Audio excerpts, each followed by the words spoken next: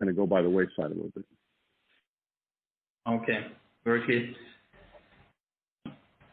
Briefly back on management, who do you think really is in charge right now? Do you think it's the board is strong in this company, or do you feel it's the CEO is a one-man show, or do you think it's a strong executive team? Maybe help us understand that.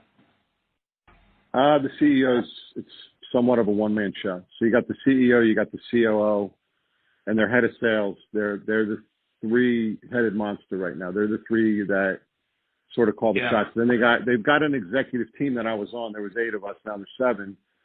You know, they got vice president, the CIO. They have a CIO now. They have their legal counsel, and then their CFO. So between them, the group makes the decisions, but the CEO, the COO, and the head of sales, I think they call them chief of revenue now. Those 3 are the ones that sort of lead the charge. Okay. Does the board challenge them at all, or do you think it's very passive? Personally, there's never really been much issue with the board, and I don't think that's going to change. Okay.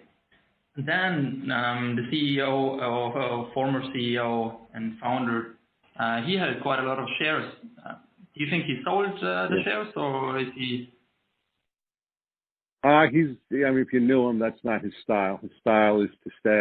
I'm in this for the long haul, and that's he's old school, and he believes in what they did, and he built this thing from the ground up. I mean, that's the thing they don't have anymore either. Somebody who really is truly invested in what is created.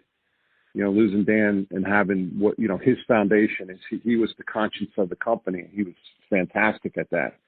So he kept everybody on the straight and narrow, and not having his voice in there on a consistent basis is definitely missed.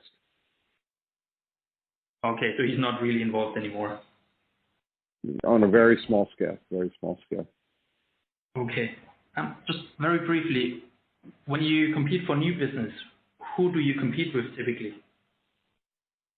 Usually the number one challenge is the in-house model.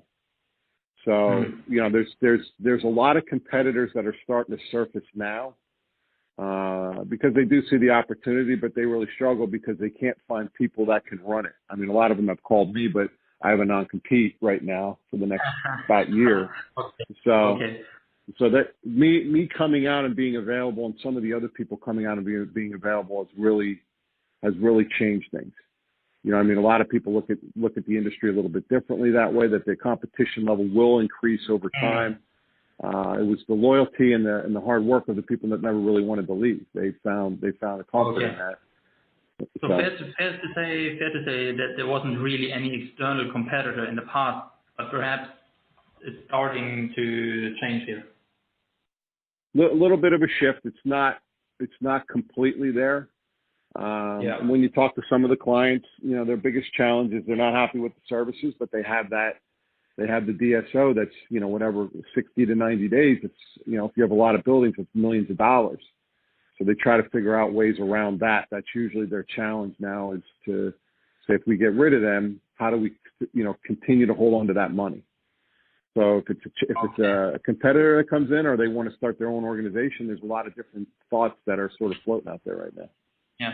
What do you think percentage of customers or revenue, if the healthcare services group didn't use sort of the payment terms that they do, what do you think percentage of customers they would lose tomorrow if the payment terms wasn't an issue to the customer? It would be high. There'd be, if they just said, hey, you're going from a 90-day payment term to a 30-day payment term, or even a 60 to a 30, there'd be a lot of dissatisfied people. Yeah. So I mean, that's a high percentage. Okay, more than 50% or less than 50%? I would have to guess. That's probably an educated guess, but I'd have to say you'd be in that ballpark. So the other thing is they trap you, and again, it's a good business decision. You're trapped with the non-competes.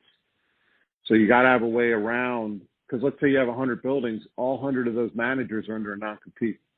So you got to figure out a way around that too. So there's got to be a strategy when you're doing an exit strategy with it. It's not that difficult, but again, you can't just one day just say we're done and be done with it. You gotta have but that would be the thought more than how do we make this partnership work. It would be how do I disengage this partnership.